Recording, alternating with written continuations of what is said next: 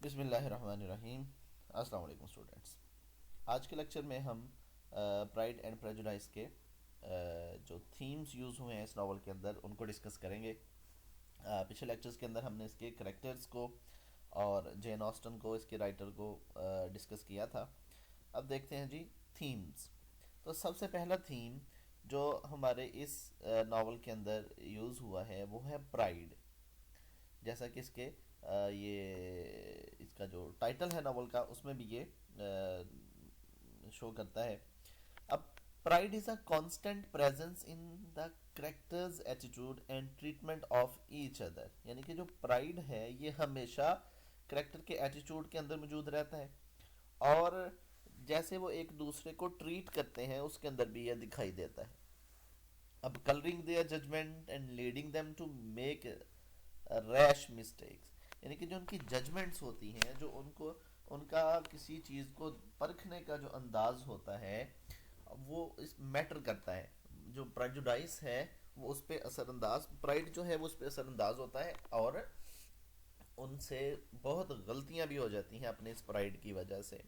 For example, pride blinds Elizabeth and Darcy to their true feelings about each other, यानी कि Elizabeth और Darcy एक दूसरे से में इंटरेस्टेड होते हैं, मोहब्बत कर रहे होते हैं एक दूसरे से, लेकिन अपने प्राइड की वजह से वो अपनी ट्रू फीलिंग एक दूसरे को नहीं पहुंचा पाते।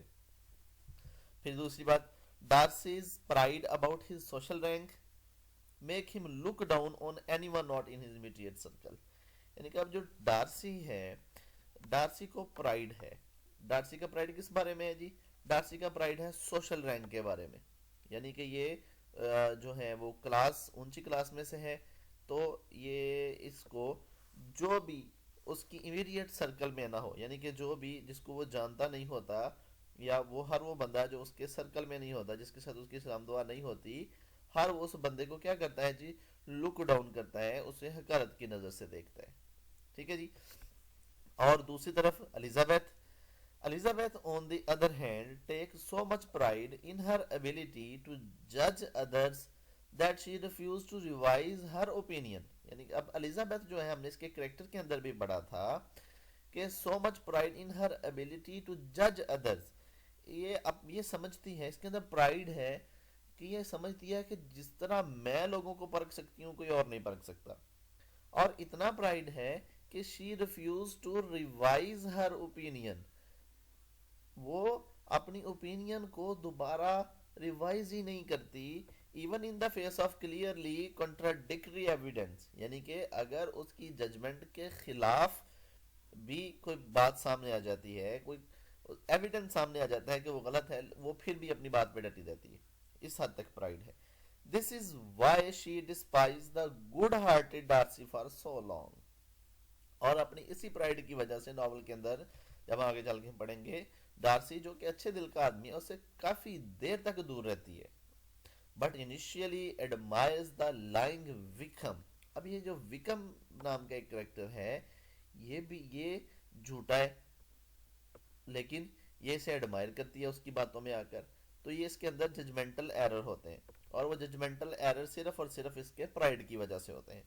Yet, while pride and prejudice implies that no one is ever completely free of pride, अगरचे ये बात ठीक है कि कोई भी इंसान मुकम्मल तौर पर प्राइड से पाक नहीं होता, it make it clear that with the proper moral upbringing one may overcome it to lead a life of decency and kindness, यानी कि इसे इस हद तक कम किया जा सकता है कि रहमदिली और डिसेंसी से लाइफ गुजारी जा सके।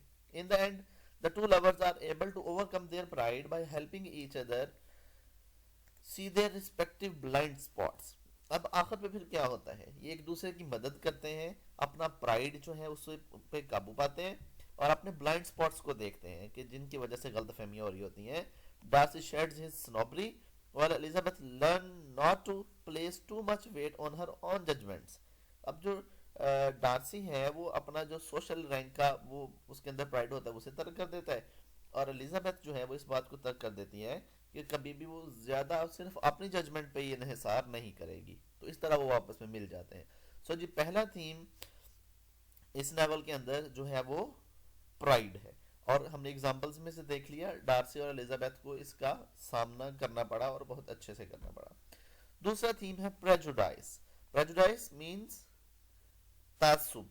अब prejudice in pride and prejudice refers to the tendency of the character to judge on an other based on preconceptions। अच्छा जी, अब prejudice क्या है कि किसी भी किरदार को प्रीकंसेप्शन की बुनियाद पर परखना। अब प्रीकंसेप्शन की बुनियाद पर कैसे कोई परखेगा जी? यानी कि फर्ज कीजिए किसी ने किसी की शक्ल देख कर अंदाजा लगा लिया कि ये इस तरह से होगा, ये कोई बुरा आदमी है, उसकी लुक से यूं लग रहा है, तो अब उस देखकर ये समझ लेना कि ये बुरा है, या वो हुलिया जो आपको पसंद नहीं है वो देख के समझ लेना कि ये बुरा होगा, तो ये पूरी कंसेप्शन हो गई। और अब आप अपने उसी ख्याल की बुनियाद पर किसी को ट्रीट करते हैं। आप वो अपने वही जो आपके जहन में जो जो उसका इमेज बन चुका है, आप उसी के मुताबिक ही उसे ट्रीट करते हैं, तो so that is called prejudice rather than on who they really are and what they actually do। यानी कि इस बात से कोई गर्ज नहीं कि वो असल में कौन है और वो क्या करते हैं। As the book's title implies, prejudice goes hand in hand with pride। यानी कि जो prejudice होता है वो प्राइड के साथ साथ, यानी कि जो तासुब होता है वो आपके तकब्बुर के साथ साथ चलता है। और often leading its heroine and hero into making wrong assumptions about motives and behaviours. यानी कि अब जो मोटिव्स और लोगों के बिहेवियर हैं, ये जो हीरो और हीरोइन है हमारे, ये इन्हें इस बात पे ले आता है, इस बात पे मोटिवेट करता है कि वो रॉन्ग assumptions करते हैं। Austen's gentle way of mocking Elizabeth and Darcy's biases give the impression that such mistakes could and indeed do happen to anyone।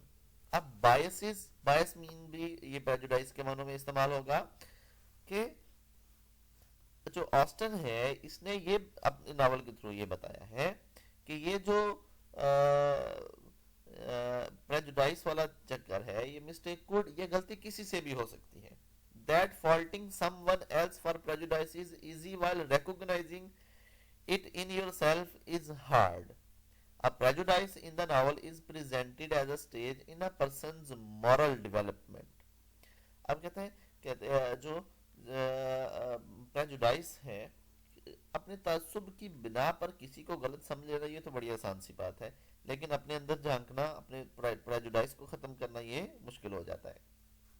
अच्छा जी, अब something that can be overcome through reason and compassion often only condemn those people who refuse to set aside their prejudice।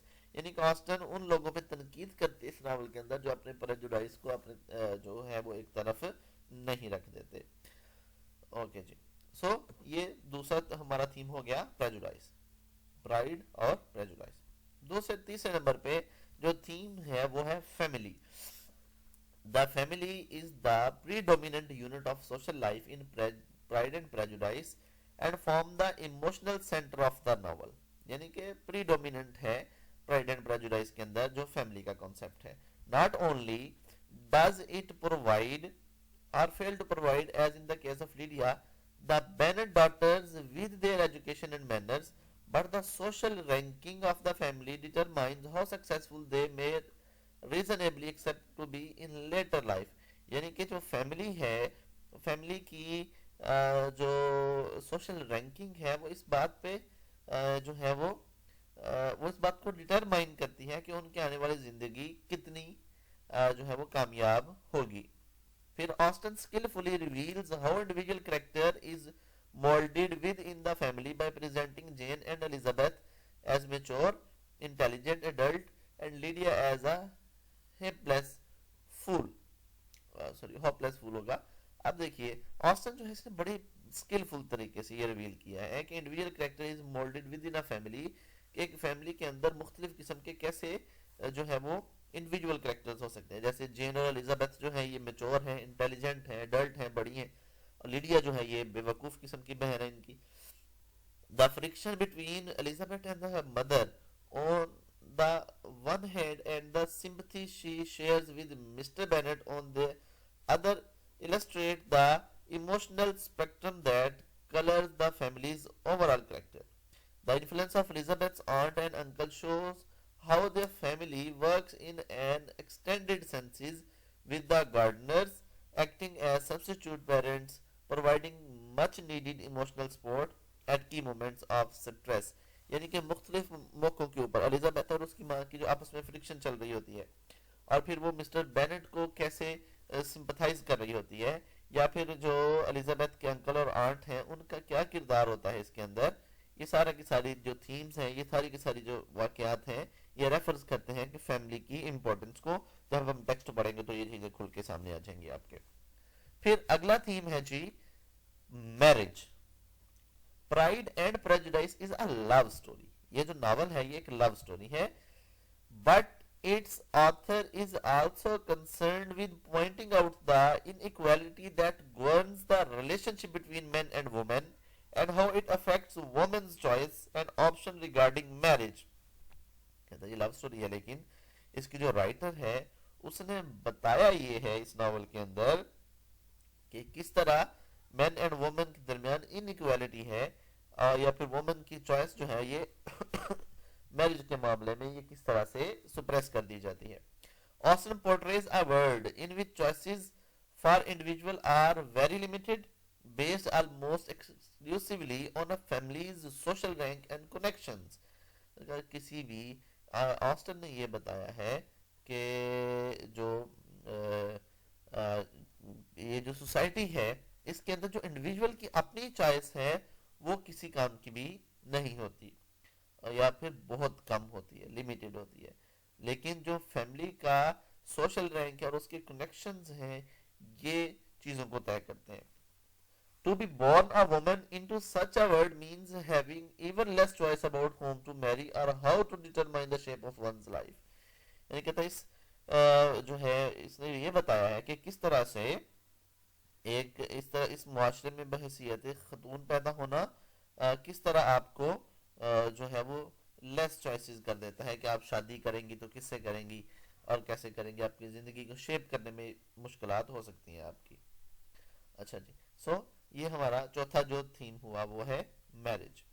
अब आखिरी जो हमारा theme है वो है class. Class means जो अपर क्लास मिडिल क्लास है मुआशरे की। Class is the target of much of novels criticism of society in general. यानी कि नावल के अंदर जो क्रिटिसिज्म हुआ है वो अल्टीमेटली क्लासेस के ऊपर हुआ है। Austen makes it clear that people like Lady Catherine, who are overly invested in their social position, are guilty of mistreating other people। यानी कि कुछ लोग ऐसे हैं लेडी कैथरीन जैसे जिन्होंने बहुत ज्यादा इन्वेस्ट किया हुआ है, किस लिए, अपने सोशल पोजीशन को ऊंचा रखने के लिए। आर गिल्टी ऑफ मिसट्रीटिंग पीपल, वो लोगों को मिसट्रीट करते हैं।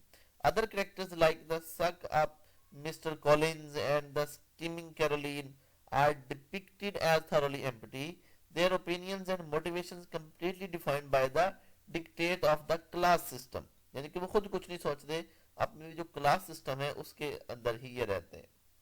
अब जो है वो यानी कि आखिरी थीम के अंदर जो क्लास है इसे जेन ऑस्टन में इसके अंदर क्रिटिसाइज किया है कि जो अपर क्लास है और जो प्राइड एंड प्रेजुडिस को इस थीम के साथ अगर जोड़ के पढ़ें तो ये चीज़ें और वाज़ेह तौर पे हमारे सामने आ जाती हैं कि जो अपर क्लास है वो जो मिसट्रीट करते हैं दूसरे लोगों को। मतलब जो क्लास सिस्टम है ये हमारी सोच के ऊपर, हमारे फैसलों के ऊपर, हमारी लोगों के साथ ट्रीटमेंट मिलने जुलने के ऊपर इफेक्ट करता है, तो इसके ऊपर भी इसने जो है वो तनकीद की है। सो जी जो आज के लेक्चर में हमने पढ़ा कि इसके अंदर देयर आर 5 थीम्स। पहला प्राइड, दूसरा प्रेजुडाइस, तीसरा फैमिली, चौथा मैरिज और पांचवा क्लास सिस्टम। आई होप कि आप लोगों को ये क्लियर हो गया होगा। अगर फिर भी किसी को कोई मसला है, I am here for you. इंशाल्लाह अगले लेक्चर में दोबारा आप लोगों से मुलाकात होगी। तब तक के लिए अल्लाह हाफिज।